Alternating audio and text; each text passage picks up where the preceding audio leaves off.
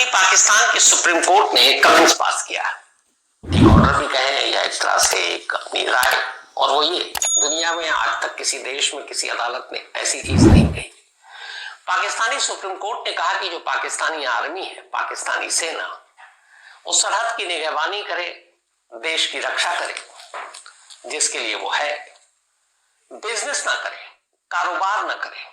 अब ये सुनकर बड़ा अटपटा लगता है कि भाई किसी भी देश की जो सेना होती है वो देश की रक्षा करती है, हिफाजत करती है, सरहदों की निगरानी निगहबानी करती है, पर कारोबार ना करे, ये अजीब नहीं लगता?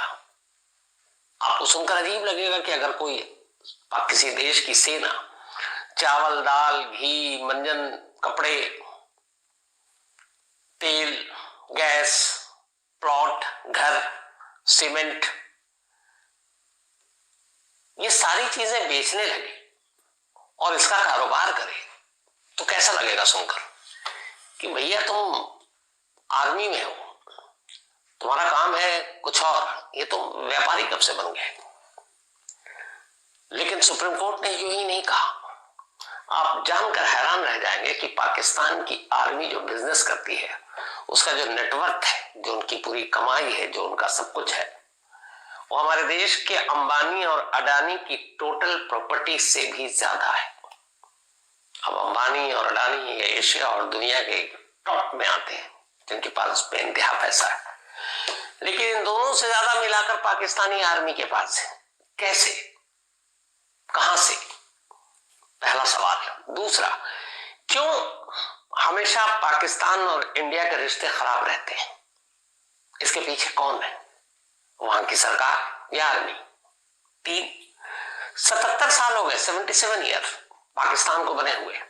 इनमें से 5 डिकेड्स, 5 दशक या 50 साल से ज्यादा पाकिस्तानी आर्मी ने पाकिस्तान पर रूल किया। इस दौरान में 29 प्राइम मिनिस्टर आए पाकिस्तान में, किसी ने अपना टेन्योर या कार्यकाल पूरा नहीं किया। क्यों? पाकिस्तान के बहुत सारे प्राइम मिनिस्टर या तो मारे गए, रहस्यमय मौत हो गई, कैद हो गए, फांसी दे दी गई, या देश छोड़कर चले गए, या देश छोड़कर उनको भगा दिया गया। क्यों?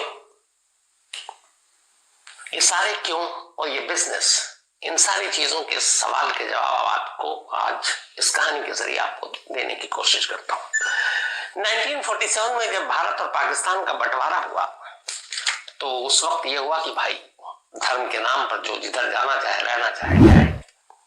तो बहुत सारे लोग पाकिस्तान चले गए, बहुत सारे लोग पाकिस्तान से हिंदुस्तान आ गए। तो ये तो हुआ लोगों का बंटवारा। और भी चीजों का बंटवारा हुआ था। जब पाकिस्तान अलग नहीं हुआ था, तब पूरे इंडिया, पाकिस्तान, बांग्लादेश, ये सब जो है, ये एक ही देश था। तो इन सब की आर्मी भी एक ही थी, मिलिट्री एक थी। तब युवा के बंटवारा के बाद आर्मी का बंटवारा भी होगा क्या, और होगा तो कैसे?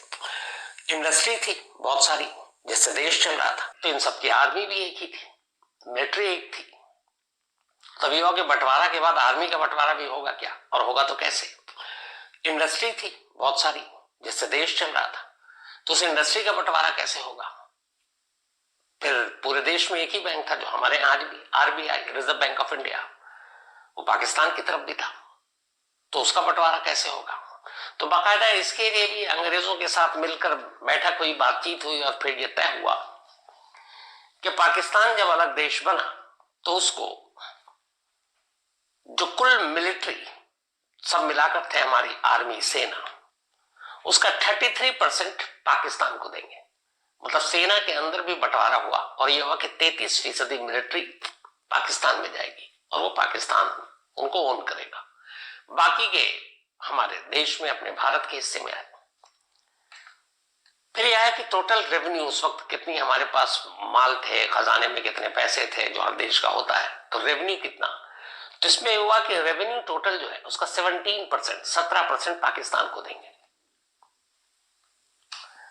जब 47 से पहले पूरे देश में हमारे जो इंडस्ट्री थी अलग अलग, लगभग 1000 के करीब थी, तो उसमें से ये हुआ कि 34 इंडस्ट्री पाकिस्तान के हिस्से में जाएगा, 921 इंडस्ट्री हमारे हिस्से में। तो 34 इंडस्ट्री, 33% आर्मी का पूरा हिस्सा पाकिस्तान को, 17% रेवेन्यू, ये सारी चीजें दी गई। फिर यह हुआ कि हमारे उस वक्त खजाने में कैश कितना है, जो हर देश का एक अपना होता है, जिससे हम बाहर से चीजें खरीदते हैं। तो उस वक्त 1947 में 400 करोड़ रुपीस थे हमारे खजाने में, बाकी तो अंग्रेज ले गए थे। तो ये हुआ कि इन 400 करोड़ों में से 75 करोड़ पाकिस्तान को देंगे, 75 करोड़, और उनमें से 20 करोड़ रुपए 15 अगस्त 1947 को पाकिस्तान को दे दिया गया। बाकी के जो बचे 55 करोड़ वो अलग अलग इंस्टॉलमेंट में देने थे। तो ये सब आबादी और इलाके के हिसाब से बंटवारा हो गया, लोगों के अलावा। अब यहीं से कहानी शुरू होती है। अब पाकिस्तान को अलग मिलिट्री मिल गई, इंडस्ट्री मिल गई, रेवेन्यू मिल गया, कैश भी उनको मिल गया 75 करोड़, जिसमें से 20 करोड़ दे भी दिए 15 अगस्त को, बाकी के देने थे। लेकिन पाकिस्तान के सामने चुनौती ये थी, जो हमारे सामने भी थी, कि रिफ्यूजी की बाढ़ आ गई। अब उनको बसाना, फिर बाकी चीजें रोकना, बहुत पैसे की जरूरत थी। तो इंडिया ने यह सोचा था कि बाकी के 55 करोड़ दे देंगे, लेकिन हुआ यह कि उसी दौरान में पाकिस्तान की अब नजर कश्मीर पर पड़ गई, और उन्होंने कबायलियों और इसके जरिए पाकिस्तान में, और अपनी जो आर्मी 33% उनके हिस्से में आई थी उनको भी साथ लिया और कहा कि अब कश्मीर भी अपने कब्जे में कर लेंगे। तो उन लड़ाई जो पैसे हमने दिए थे, जो उनके हिस्से के थे, वो उन्होंने हथियार खरीदने में खर्च कर डाले और अपने वेलफेयर और डेवलपमेंट के ऊपर ध्यान ही नहीं दिया। तो खैर वो कश्मीर में फिर उनको खदेड़ा गया, बाहर गए। तो इस गुस्से में फिर जो उनको बाकी 55 करोड़ देने थे, वो भारत सरकार ने, उस वक्त नेहरू प्राइम मिनिस्टर, वल्लभ भाई पटेल, इन सब ने देने से मना कर दिया। लेकिन फिर गांधी जी बीच में आ गए और उन्होंने कहा नहीं, वादा किया है तो उनको बाकी के पैसे दे दो। तो गांधी जी की फिर समझौते के बाद पाकिस्तान को बाकी के 55 करोड़ रुपए भी दे दिए गए।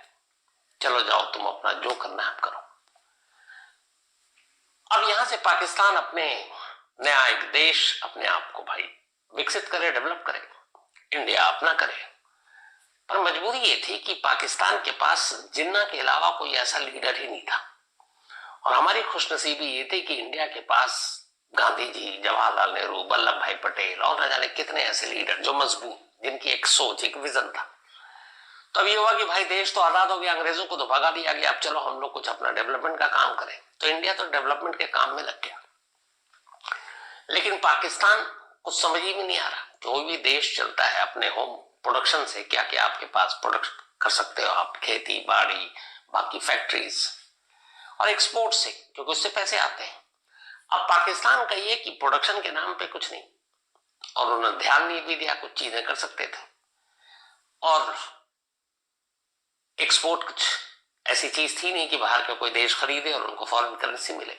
और सबसे बड़ी चीज ये हो भी जाता, 33% जो पाकिस्तान को आर्मी मिली, उन आर्मी को लगा कि यार, क्योंकि सारे पैसे और रेवेन्यू उन्होंने अपने पास रखा, जब जिन्ना की मौत हो गई तो अब आर्मी ही दबदबा में, क्योंकि 33% शुरू से थी वो। धीरे धीरे अब पाकिस्तान यूं ही चलता रहा। 1964 आ गया, और 1964 ने एक वो कहानी लिखी जो आज भी जारी है और जिसकी वजह से आज पाकिस्तान कंगाल है। 1964 में पाकिस्तानी आर्मी ने एक चैरिटेबल ट्रस्ट बनाया, आर्मी चैरिटेबल ट्रस्ट, और उसके जरिए ये किया कि जो बेसिक चीजें होती हैं इंसान के रोजमर्रा के इस्तेमाल की, वो उन्होंने उस ट्रस्ट के नाम पर खुद बेचना शुरू कर दिया, मतलब मार्केट पे कंट्रोल। अब आर्मी का काम तो है लड़ना, देश की हिफाजत करना, वो उतर आए बिजनेस में।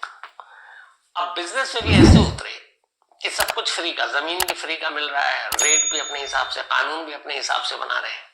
और ये सिलसिला 64 में चला, पहले सरकारों ने ध्यान नहीं दिया, लेकिन फिर धीरे धीरे वक्त बीतता गया। इसके बाद 71 में जंग हुआ, जिसने पाकिस्तान को और कमजोर कर दिया। अब पाकिस्तान की जो सरकार जो भी आती, वो आर्मी के दबाव में, वो 33% शुरू से जब मिला था तो वो पावरफुल थे। फिर भी उस वक्त पाकिस्तान के हालात थोड़े ठीक थे आज की बनिस्बत। अब अचानक क्या हुआ कि अफगानिस्तान में यूएसएसआर तब हुआ करता था, सोवियत संघ, उसने अफगानिस्तान में अपने पैर जमाने शुरू किए। अब अफगानिस्तान ऐसा इलाका था जो पाकिस्तान से लगता है, और उस वक्त दुनिया में 2 ही सुपर पावर थे, एक अमेरिका और एक सोवियत, रूस जिसको कहते हैं, यूएसएसआर अब तो रूस है सिर्फ। तो इस एरिया में अमेरिका को एक ऐसा दोस्त चाहिए था जो रूस को रोक सके और अफगानिस्तान में अमेरिका का भी कुछ झंडा बुलंद हो। अमेरिका बहुत चालाक देश है, वो आमतौर पर डायरेक्ट किसी देश में अपनी सेना को भेज के जंग नहीं लड़ता। उसे मालूम है बहुत खर्चा होगा, लोग मरेंगे, वहां सवाल पूछे जाएंगे, कई चीजें होती है, डिफेंस में बहुत खर्चा होता है। तो अमेरिका ज्यादातर आप देखेंगे शैडो वॉर लड़ता है, मतलब परछाई, खुद नहीं लड़ेगा, दूसरों को आगे कर देगा, या फिर उसी देश में विद्रोहियों के गुट को तैयार कर देगा, उनको ट्रेनिंग देगा, हथियार देगा, कहेगा तुम लड़ो। लेकिन अब ये सब करने के लिए कोई जगह तो चाहिए जहां आप ट्रेनिंग भी दो। तो अफगानिस्तान में जब यूएसएसआर घुसा तो अमेरिका की नजर पाकिस्तान पे पड़ी। पाकिस्तान भी ये देख रहा था कि यूएसएसआर की दोस्ती इंडिया से ज्यादा है, पाकिस्तान से कम, तो उसे अमेरिका की तरफ देखना पड़ा, मजबूरी। अब अमेरिका ने कहा ठीक है, हम तुमको पैसे देंगे, तुम एक ट्रेनिंग सेंटर के तौर पर हम तुम्हारी जमीन को इस्तेमाल करेंगे, तुम जो अफगानिस्तान में ये जो मुजाहिदीन हैं और कबायली, इनको ट्रेन करो और ये लड़ेंगे यूएसएसआर से। अब पाकिस्तान ने कहा ठीक है। अब पाकिस्तान को अमेरिका ने खुलकर एड देने शुरू कर दिए। पाकिस्तान दुनिया का इकलौता वो देश है जो एड और लोन इन्हीं पे चल रहा है। तो उस वक्त खूब पैसे आए। अब पैसे आए तो ट्रेनिंग सब मिल रही है, पाकिस्तानी आर्मी और मालामाल हो गई। जितने एड आते थे अमेरिका देता था हथियार खरीदने के लिए, ट्रेनिंग देने के लिए, अफगानिस्तान में लड़ने के लिए, उसमें से कुछ हिस्सा वो डालते, बाकी हिस्सा अपने पास रख लेते और खूब ऐश करते। पाकिस्तान की जो सरकार और जीती हुई जो भी उनके नुमाइंदे होते उनकी तरफ ध्यान ही नहीं जाता। तो एड से पाकिस्तानी आर्मी का भला हो रहा है और यह खूब चला उस वक्त तक। लेकिन इत्तेफाक से 1989 में अफगानिस्तान वाली जंग खत्म हो गई। अब पाकिस्तान के बुरे दिन शुरू। जो एड मिल रहा था वो अमेरिका ने अब कम कर दिया, क्योंकि अब उन्हें जरूरत नहीं थी पाकिस्तान की। अब पाकिस्तान सोच रहा क्या करूं। इसी दौरान में जब ये चीजें हुई तब एड कम हो रहा, पाकिस्तान की माली हालत 89 के बाद अचानक खराब होनी शुरू हो गई, क्योंकि $1 बिलियन एड्स मिला करता था, वो सारी चीजें अब बंद, क्या करें। लेकिन पाकिस्तान का किस्मत ने साथ दिया। 9/11 हो गया अमेरिका में। अब उसके पीछे अलकायदा का नाम आया, उसामा बिन लादेन। अब अमेरिका ने फिर पाकिस्तान का पीठ थपथपाया, कहा कोई नहीं, हम तुम्हें फिर पैसे देंगे, तुम जरा अलकायदा को खत्म करने में हमारी मदद करो। अब फिर से एड मिलने लगा, पाकिस्तान खुश, आर्मी खुश, और उसके बाद वो वहां लड़ रहे हैं। जबकि पाकिस्तान की जो आवाम थी, जब यूएसएसआर थी तब भी और जब अलकायदा थी तब भी वो कहते थे तुम अफगानिस्तान से मत लड़ो, क्योंकि वो भी मुसलमान है, भाई हैं, भाई भाई को क्यों मार रहे हो। लेकिन आर्मी को इन सब से कोई मतलब नहीं है। जो होता है ना कि हिंदू मुस्लिम ये सब बेकार की बात है। पाकिस्तानी आर्मी के लिए सिर्फ पैसा ही सब कुछ है, मजहब धर्म सब कुछ। तो अब अलकायदा के लिए पैसे मिलने लगे। लेकिन ये हुआ कि बाद में फजीहत ये हुई कि भाई जिसके लिए अमेरिका पैसा दे रहा है अलकायदा के चीफ उसामा बिन लादेन को मारने के लिए, वो तो पाकिस्तान में ही मारा गया, एबटाबाद में। अब जब लादेन मारा गया उसके बाद मुल्ला उमर, वो तो पाकिस्तान के हॉस्पिटल में मरा। तो इसके बाद ये हुआ अलकायदा खत्म। अब पाकिस्तान की फिर से कंगाली शुरू, अमेरिका ने पैसे देने बंद कर दिए गए। एक जमाने में करीब 400 बिलियन तक जो देता था वो 55 बिलियन पे आकर रुक गया। अब पाकिस्तान कहेगी क्या करूं, एड से ही देश चल रहा, अभी तक तरक्की और जैसे हम लोग हमारा देश कर रहा था हर चीज में तरक्की, पाकिस्तान ये सोचा ही नहीं था। तब दोबारा एड बंद। अब पाकिस्तान को लगा कि यार क्या करें। तभी चीन भी चतुर, उसने देखा कि इंडिया से तो बनती नहीं हमारी। तब पाकिस्तान ने चीन की तरफ देखा, उसे लगा दुश्मन का दुश्मन दोस्त। अब चीन से उसने कहा भाई आप मदद करो। चीन ने भी कहा ठीक है। अब उसने उसको पावर प्लांट और ये वो बनाना शुरू किया और एड देना शुरू कर दिया अंधाधुन। पर चीन ऐसे ही किसी को फ्री में पैसे नहीं देता। वो जिसको पैसे देता और अगर वो लोन नहीं लौटाता है तो उसके जमीन के टुकड़े पे कब्जा कर लेता है। श्रीलंका में भी यही हुआ, पाकिस्तान में भी वो एक सीपेक योजना है जिसपे काम कर रहा है, उस पे भी अंधाधुन पाकिस्तान के जो पावर सप्लाई है ज्यादातर चीन कर रहा है। पर चीन कर्जा भी देता है पाकिस्तान को इस शर्त के साथ कि ये जो कर्जा दे रहा हूं, जो भी वहां पे बनेगा, चाहे वो पावर प्लांट बने या कुछ और हाईवे ये वो बनाएंगे, हमारे चीनी इंजीनियर, चीनी मजदूरी आएंगे, चीनी सामान ही लगेगा। तो मतलब एक तरफ पैसा दे रहा, दूसरी तरफ अपने मैन पावर अपनी ही कंपनी को ठेका दे रहा। वो जाते हैं, उन्हीं पैसे भी कमा लेते हैं, पूरा पैसा वसूल हो गया, लेकिन जो कर्जा दिया हुआ वो वहीं का वहीं है, इंटरेस्ट अब भी वैसे ही वैसी है। पाकिस्तान को फर्क नहीं, मिल रहा है। तो अब चीन की तरफ चला गया। अब ये सारी चीजें चलती रही और पाकिस्तान एड जो है बस उसी के ऊपर डिपेंडेंट रहा। और इसी वजह से जब जब पाकिस्तान में कोई चुनी हुई मजबूत सरकार आती है और वो जैसे ही भारत के साथ रिश्ते की बात करती है तो पाकिस्तानी आर्मी अचानक चौकन्नी हो जाती। क्यों? उसे पता है कि ये पूरा एड और सब कुछ चल रहा है ये इंडिया को और कश्मीर के नाम पर। तो अगर रिश्ते ही अच्छे हो गए तो पाकिस्तानी आर्मी की इतनी जरूरत पड़ेगी कहां? तो फिर तो उनकी सारी कमाई बंद हो जाएगी और कमाई बंद हो जाएगी तो फिर वो वैसे ही हो जाएंगे। तो आप कभी नोट कीजिएगा, जब जब पाकिस्तान के किसी नेता ने भारत के साथ रिश्ते बेहतर बनाने की पहल की तब तब पाकिस्तानी आर्मी ने पाकिस्तान में बैठे आतंकवादी संगठनों के जरिए भारत में हमले करवाए। एग्जाम्पल के तौर पर कुछ 2008 में पाकिस्तान के फॉरेन मिनिस्टर दिल्ली आए थे। उस वक्त रिश्ते खराब थे तो बातचीत हुई, लगा कि अब रिश्ते बदलेंगे, ठीक होंगे, इसीलिए फॉरेन मिनिस्टर दिल्ली आए थे। लेकिन जैसे दिल्ली आए उसके फौरन बाद मुंबई अटैक हो गया 26/11। 2016 में अपने नरेंद्र मोदी सीधे अचानक पाकिस्तान पहुंच गए थे लाहौर। नवाज शरीफ की फैमिली में किसी की शादी थी और ये लगा कि यार अब रिश्ते सुधरेंगे इंडिया पाकिस्तान में। लेकिन हफ्ता भर के अंदर पठानकोट पे अटैक हो गया। जो आसिफ अली जरदारी है पाकिस्तान पीपुल्स पार्टी के, बेनजीर भुट्टो के हस्बैंड, पाकिस्तान के एक्स प्रेसिडेंट, एक बार उन्होंने ये कह दिया जब वो प्रेसिडेंट थे कि हम जब भी इंडिया पाकिस्तान के रिश्ते सुधारेंगे और अगर कभी ऐसे बुरे हालात होते हैं तो हम ये वादा करते हैं कि पाकिस्तान कभी न्यूक्लियर वेपन का इस्तेमाल पहले नहीं करेगा। जैसे ही उन्होंने ये बयान दिया जैश ए मोहम्मद ने हिंदुस्तान पर हमला कर दिया, फिर रिश्ते खराब। 1999 याद होगा, अटल बिहारी वाजपेयी अपने बहुत सारे डिग्निटरीज को लेकर लाहौर गए थे। नवाज शरीफ तक प्राइम मिनिस्टर थे और बड़ी उसकी मीडिया में सुर्खियां आई और उस वक्त वाकई लगा था कि रिश्ता बहुत बेहतर होगा। 1999 में जैसे ही वाजपेयी साहब वहां गए और लौटे, मुशर्रफ ने, परवेज मुशर्रफ, करगिल वॉर कर दिया। नवाज शरीफ को ये पता नहीं था। तो ये पाकिस्तान का इतिहास है कि जब जब जिस नेता ने पाकिस्तान के भारत के साथ अच्छे रिश्ते करने की, बनाने की कोशिश की, पाकिस्तानी आर्मी ने आतंकवादी संगठनों के जरिए या फिर करगिल जैसे वॉर करके रिश्तों को बर्बाद कर दिया। अब ये रिश्ते पाकिस्तान क्यों बर्बाद करता है और पाकिस्तान कंगाल क्यों है, ये आपको पूरे डेटा के जरिए बताता हूं। 1964 में मैंने आपसे कहा था कि पाकिस्तान की आर्मी ने एक चैरिटी के नाम पर अपना धंधा शुरू किया, बिजनेस, जिसका सुप्रीम कोर्ट में आया था। आपकी आंखें खुली रह जाएंगी जब आप देखेंगे कि आर्मी क्या करती है और उनके पैसे उनके पास कितने हैं, जो मैंने कहा अडानी अंबानी के पास भी नहीं है। जब इन्होंने अपना चैरिटेबल वो शुरू किया तो इसके बाद एक एक करके धीरे धीरे सालों वक्त के साथ बढ़ता गया। एक इन्होंने बनाया सबसे पहले फौजी फाउंडेशन, ये पाकिस्तानी आर्मी का था। फिर उन्होंने बनाया असाकरी फाउंडेशन। फिर उन्होंने बनाया Shaheen foundation. Shaheen foundation Pakistani air force से जुड़ा हुआ है। फिर बनाया बहारिया फाउंडेशन, ये पाकिस्तान नेवी का है, यानी आर्मी, नेवी, एयरफोर्स तीनों अलग फाउंडेशन। आर्मी वेलफेयर ट्रस्ट, इसके अलावा डिफेंस हाउसिंग अथॉरिटीज, ये सारी चीजें बनाई और इन सब की जो नेटवर्क है मतलब कोई यकीन नहीं कर सकता। अब ये करते क्या है, ये सारी चीजें इन्होंने बना ली।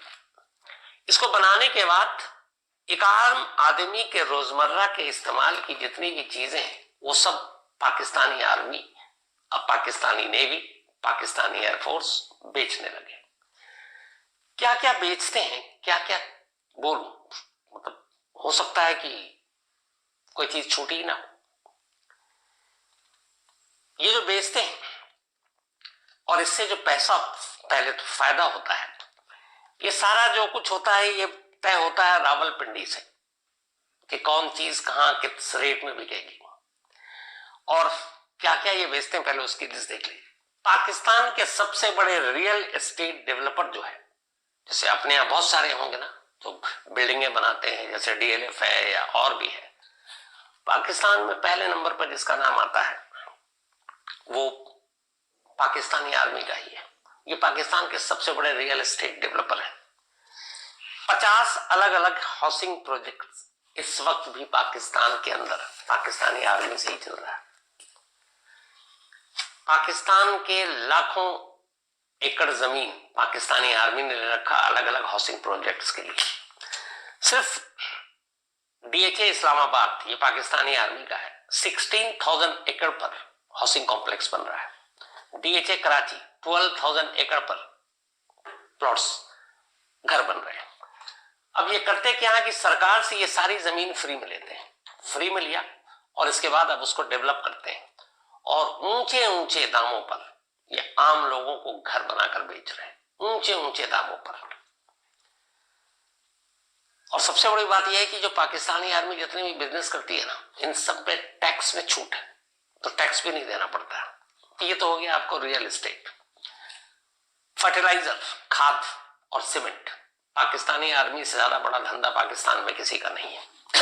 मीट, पूरे पाकिस्तान में मीट खूब खाते हैं, पूरे मीट का कंट्रोल पाकिस्तान में पाकिस्तानी आर्मी के हाथ में है। ये जो विंड सोलर सिस्टम है एनर्जी पावर के लिए, ये पाकिस्तानी आर्मी सबसे बड़ा वहां पर इस धंधे में भी है। माइंस बहुत बड़े, बहुत पैसे हैं इसमें। ये सारे माइंस सबसे ज्यादा पाकिस्तानी आर्मी के कब्जे में है। Health care facilities, hospital, medicine, medical store, इन पे भी पाकिस्तानी आर्मी का कंट्रोल है। ब्रेड तक पाकिस्तानी आर्मी बेचती है, पाकिस्तानी आर्मी के बेकरी में ब्रेड बिकते हैं। गैस और पेट्रोलियम आम लोगों की जरूरत की चीज है। कार में, स्कूटर पे, बाइक में आपको पेट्रोल भराना है, गैस है, घर में गैस पे खाना बनाना है। सबसे बड़ी गैस और पेट्रोलियम गुड्स की जो पाकिस्तान में जिसके पास बिजनेस है वो पाकिस्तानी आर्मी है। इतना ही नहीं, जैसे अपने यहाँ स्पेस इसरो है, अभी हम चांद तक पहुंचे, नॉर्थ पोल पे पहुंचने वाले दुनिया के हम पहले देश हैं। पाकिस्तान की स्पेस प्रोग्राम नाकाम रही, लेकिन उसके बावजूद जो उनका स्पेस प्रोग्राम को जो देखरेख करते हैं वो भी पाकिस्तानी आर्मी के अंडर में है। उनका नाम है space and upper atmosphere research commission of Pakistan, SUPARCO. ये भी सबसे बड़ा कॉन्ट्रैक्ट जो है इसका, इस स्पेस एजेंसी सुपारको का पाकिस्तानी आर्मी के पास है। जितने पीएसयू है वहां पे पाकिस्तान में, चाहे वो वाटर पावर डेवलपमेंट हो या फिर नेशनल लॉजिस्टिक सेल हो या फिर पीडब्ल्यूडी टाइप की चीज हो, इन सब में भी पाकिस्तानी आर्मी का हाथ है। और तो और गेहूं, चावल, ये सब भी सब्सिडी में पाकिस्तान की आर्मी ही बेचती है। मतलब ब्रेड से लेके कपड़े, तेल, गैस, साबुन, मंजन, हर चीज आप सोचिए, दवाएं, हॉस्पिटल, घर, जमीन, प्लॉट, सब कुछ पाकिस्तानी आर्मी। अब ये पाकिस्तानी आर्मी जो बेचती है तो इसके पैसे कहां जाते हैं? एक तो टैक्स फ्री है, तो जितने भी पाकिस्तानी आर्मी के बड़े अफसर होते हैं, जनरल, इसके प्रॉफिट सीधे उनको जाता है और हर साल उनका ये बिजनेस 20 से 30% तक ग्रो करता है। और इनका ग्रो करता है और इसके बाद जो पाकिस्तान में दूसरी बेचारी कंपनियां हैं प्राइवेट, जैसे मान लीजिए हमारे यहाँ अंबानी है, अडानी है, टाटा है, बिरला है और भी है, तो ये सब सर्वाइव करते हैं, पैसे भी कमाते हैं। पाकिस्तान में पाकिस्तानी आर्मी के अलावा जितने लोग बिजनेस करते हैं लगभग बहुत या तो घाटे में है, मामूली मुनाफा, क्योंकि सारा मुनाफा पाकिस्तानी आर्मी कंट्रोल है उनका। ये है तो वो नहीं बेचेगा, वो है तो वो नहीं खरीदेगा। तो जब ऐसा सिस्टम होगा, ऐसी डिक्टेटरशिप होगी, तो कौन खरीदेगा? तो ये तो हो गई आर्मी की इसकी बात। अब इनका जो बंटवारा और खेल लेके आर्मी की एकता का, इसमें सबसे ज्यादा जो प्रॉफिट होता है उसमें पाकिस्तान आर्मी में जो ऊपर के पोस्ट पे है, टॉप 100, सबसे ज्यादा रकम कमाई के उनके पास जाते हैं। रिटायर हो जाएंगे तो भी उनको मिलेगा। और ये वो लोग स्टेक होल्डर होते हैं इसके, पाकिस्तानी आर्मी के जो चीफ लोग हैं, सीनियर लोग हैं। जो इसमें से नीचे के लोग हैं, जैसे आर्मी जनरल, उसकी तो बेइंतहा कमाई होती है। उसके बाद उसके 100 जो नीचे के लोग हैं, अलग अलग जनरल, उन सब की बेहतरीन कमाई होती है।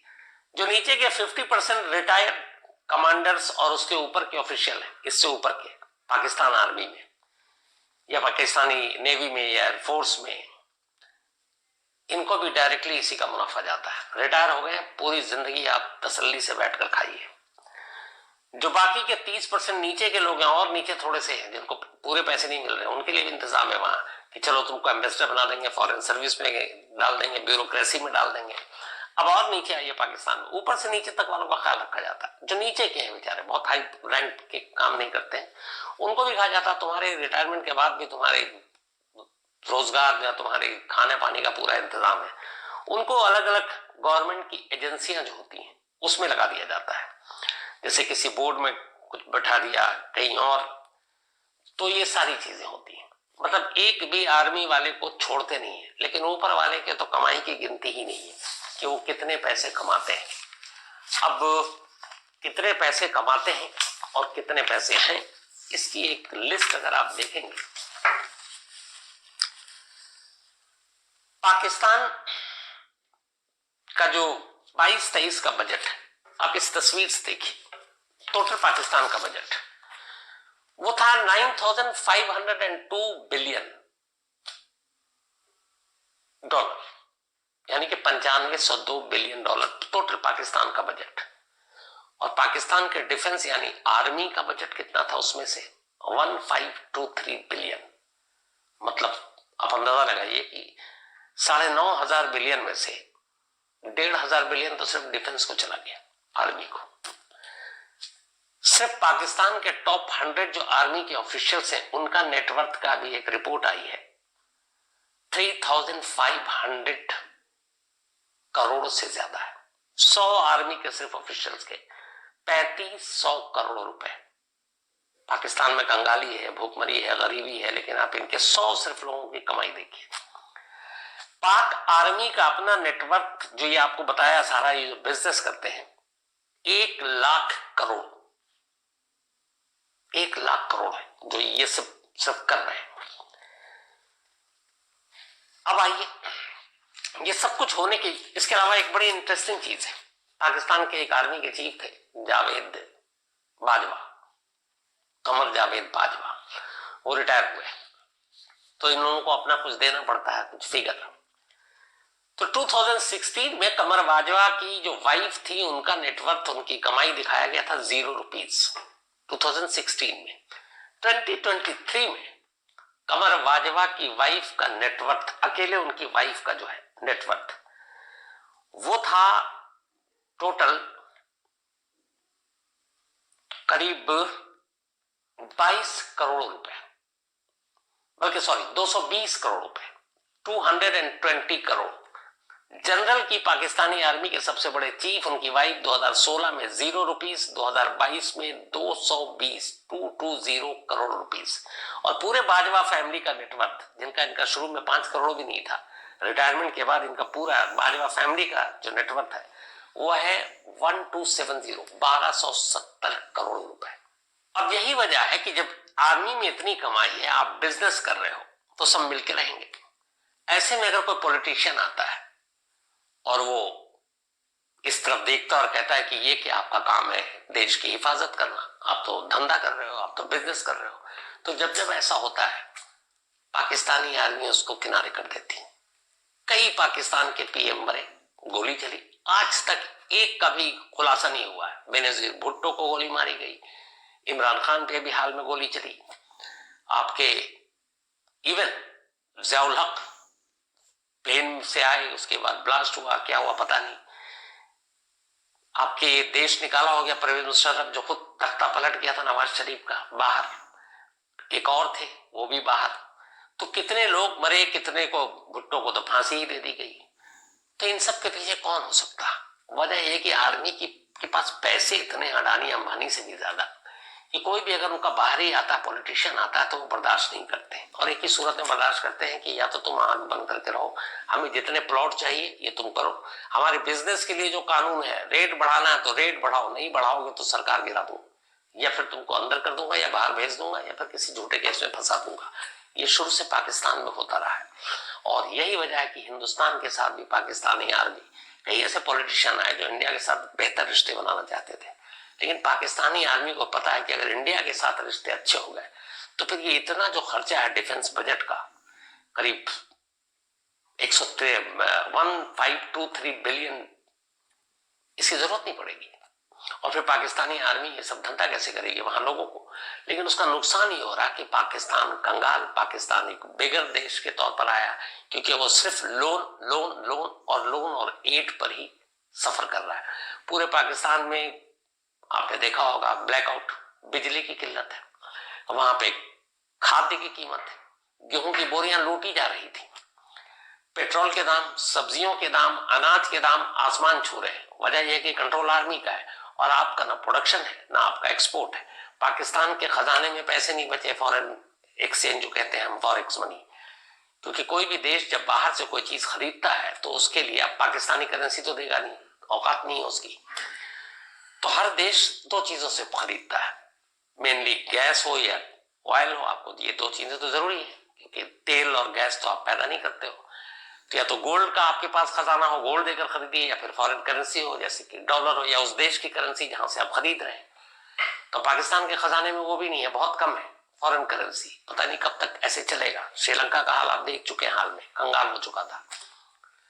लेकिन आर्मी को कोई फर्क नहीं पड़ता, आर्मी मालामाल, यानी कि एक देश कंगाल हो रहा है, आर्मी मालामाल हो रही है। दुनिया में हर देश आर्मी को ओन करती है। एक देश होता है तो अपनी हिफाजत के लिए आर्मी रखती है, लेकिन पाकिस्तान में कहते हैं कि पाकिस्तान में आर्मी एक देश को ओन करके रखी हुई है। उल्टा है, पाकिस्तान को एक आर्मी ने ओन किया हुआ कि तुम हमारे देश हो, वरना बाकी देश ये कहती कि तुम हमारी आर्मी हो। ये उल्टा, और ये वो आर्मी है। 1947 से आज तक पाकिस्तानी सेना ने, पाकिस्तानी आर्मी ने एक भी जंग नहीं जीती। लेकिन कहावत यह भी है कि आज तक पाकिस्तानी आर्मी एक भी चुनाव नहीं हारी। चुनाव कैसे हारेगी? जिसको वो चाहती है वही प्राइम मिनिस्टर बनता है। अब आप देख लीजिए, इमरान खान से अनबन हुई बाजवा की, वो किसी और को बनाना चाहते थे। जिसको वो बनाना चाहते थे आर्मी चीफ, वो नवाज शरीफ खेमे का था, इमरान खान को लगा तख्ता पलट देगा, वो तैयार नहीं हुए। इमरान खान ही बाहर, अब जेल के अंदर है, कई सारे केस खुले हुए। ये नवाज शरीफ कुछ वक्त पहले लंदन में थे, अब वापस आ गए हैं, क्योंकि अब आर्मी उनकी दोस्त हो गई है। तो यहाँ पे ये सारी चीजें ऐसे ही चल रही है। लेकिन पाकिस्तान कंगाल है, और आपने सुना होगा बार बार पाकिस्तान भीख मांग रहा है। यही शब्द पाकिस्तान के एक मिनिस्टर ने खुद कहा कि बेगर्स हैव नो चॉइस। अब कर्ज कहां से लें? अमेरिका ने इस वक्त देना बंद कर रखा है, चीन मतलब ही है, दे रहा है। जिस दिन लोन नहीं लौटाओगे उस दिन वो जमीन कब्जा लेगा।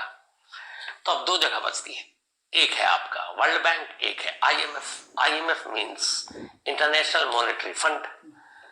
अब ये आईएमएफ और वर्ल्ड बैंक आमतौर पे, जैसे हम आप बैंक से लोन लेते हैं, हमें घर खरीदना हो, गाड़ी खरीदनी हो तो हम लोन लेते हैं। कई बार रिस्की भी होता है, लोन नहीं लौटाते हैं तो उठा लेते हैं गाड़ी। लेकिन कहते हैं कि दुनिया में किसी देश को कर्ज देना बड़ा सेफ होता है, क्योंकि भाई ये कंट्री को लौटाओगे इस बात की तो गारंटी है। तो अब ये दो अलग अलग चीजें हैं। वर्ल्ड बैंक भी कर्जा देती है, आईएमएफ भी देती है। ये दोनों अलग क्यों देती है? वजह यह है कि दोनों अलग अलग चीजें।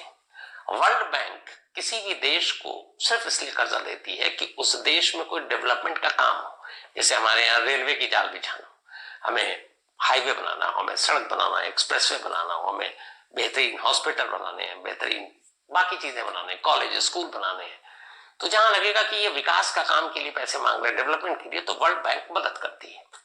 तो एक जो नॉमिनल इंटरेस्ट रेट होता है उस पर वर्ल्ड बैंक कर्जा दे देती है, आप ले लेते हैं। लेकिन कंगाली के लिए वर्ल्ड बैंक कर्जा नहीं देती है कि आप भैया खाली कर्जा लिए जा रहे हो, लौटा भी नहीं रहे हो, और आपको क्यों कर्जा चाहिए। तो जैसे ऐसा नहीं, वर्ल्ड बैंक से हम लोगों ने, इंडिया ने भी कब्जा लिया, रेलवे के लिया और भी कुछ प्रोजेक्ट्स के लिए लिया, लेकिन हम डेवलपमेंट के लिए ले रहे हैं। अब ये नहीं कि हम वर्ल्ड बैंक से पैसा ले और हम उसका हथियार खरीदना शुरू कर दें, ये हो ही नहीं सकता है। तो वर्ल्ड बैंक हमेशा डेवलपमेंट के लिए पैसा देता है। अब पाकिस्तान में डेवलपमेंट तो हो नहीं रहा, क्योंकि वैसे ही पैसे नहीं है उनके पास। तो एयरलाइंस के पेट्रोल के लिए भी पैसे नहीं है, लोगों को बिजली देने के लिए पैसे नहीं है। बचा आईएमएफ, इंटरनेशनल मॉनेटरी फंड जिसको कहते हैं। अब पाकिस्तान आईएमएफ से 13 बार लोन ले चुका है, लेकिन एक बार भी अभी तक लौटाया नहीं है। अब आईएमएफ इसीलिए पाकिस्तान को लोन नहीं दे रहा है। अब आईएमएफ वर्ल्ड बैंक से अलग कैसे है? तो आईएमएफ के साथ करीब 190 प्लस कंट्री जुड़े हुए हैं। इसको ऐसे समझिए कि जैसे एक बहुत सारी वो महिलाएं करती है ना, वो पैसे जमा, किटी पार्टी। तो किटी में क्या होता है कि 10 दोस्त या 15 दोस्त बैठ गए, ये मेल भी करते हैं, और ये हुआ कि यार किटी करते हैं, तो हर एक ने 100-100 रुपए दे दिए, मान लीजिए 10 है। उसके बाद ये होता है कि चलो पहले ये तो कुछ लॉटरी निकालते हैं कि आज इसका निकला तो ये तुम 100 के हिसाब से 1000 तुम्हारे। अब वो अगले 9 महीने तक देता रहेगा, तो सबके हिस्से में आ गया एक एक करके। तो आईएमएफ ने भी ये किया कि उसने पूरे देश से कहा कि देखो कभी भी कोई मुसीबत आ सकती है। वर्ल्ड बैंक डेवलपमेंट के लिए लोन देती है, आईएमएफ मुसीबत के लिए लोन देती है। कैसी मुसीबत?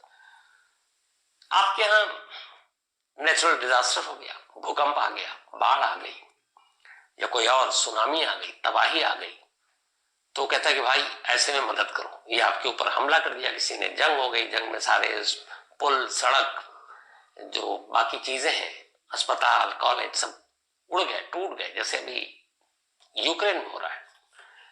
तो आईएमएफ मुसीबत में एक बेहतर सोच के साथ ऐसे देशों को कर्ज देती है, लेकिन आईएमएफ अपने जेब से नहीं देती है। आईएमएफ ने एक किटी पार्टी बना रखी है, जैसे 190 देश इस किटी पार्टी में उसके साथ शामिल है। वो कहती भाई अपने अपने औकात के हिसाब से आप लोग इसमें पैसे डालो, और जब बुरा वक्त आएगा तो ये रख लो। तो ये बड़ी अच्छी सोच है कि कभी बुरा वक्त आए किसी के भी साथ। किटी पार्टी में होता यही है ना कि कभी अचानक इतने सारे इकट्ठे पैसे हैं, किसी की मुसीबत आ गई तो लोग कहते हैं अच्छा ये वाली किटी तुम उठा लो। सेम आईएमएफ के साथ है, वो 190 देश है, कहता अपने अपने हिसाब से यार इसमें तुम जमा करते जाओ, ताकि कल को तुम्हारा कोई बुरा वक्त आए तुम इसमें से पैसे ले सकते हो, और हम और भी दे सकते हैं, बाद में लौटा देना जब किसी और की किटी में। आईएमएफ में जो पैसे जमा करते हैं उनमें टॉप 10 में इंडिया का नाम आता है जो पैसे जमा करता है, और सबसे कम जो है जमा ही कौन करता, वो पाकिस्तान है। तो लेकिन खैर हटाइए, 13 बार आईएमएफ ने पाकिस्तान को दे दिया। अब पाकिस्तान बार बार जाते हैं, लेकिन आईएमएफ पूछता कि भैया तुम्हारे पास मुसीबत क्या है? तो कहते हैं हम कंगाल हो रहे हैं, हमारे पास गैस खरीदने का नहीं है, तेल खरीदेंगे। तो फिर ह्यूमन ग्राउंड पे भी कहता अच्छा लोग भूखे मर रहे हैं, चलो कुछ दे दो। लेकिन वर्ल्ड बैंक जो देता है वो डेवलपमेंट के नाम पर शर्तें नहीं रखता है, उसका ये कि ये टेन्योर, इतने इंटरेस्ट है, आप देते जाना।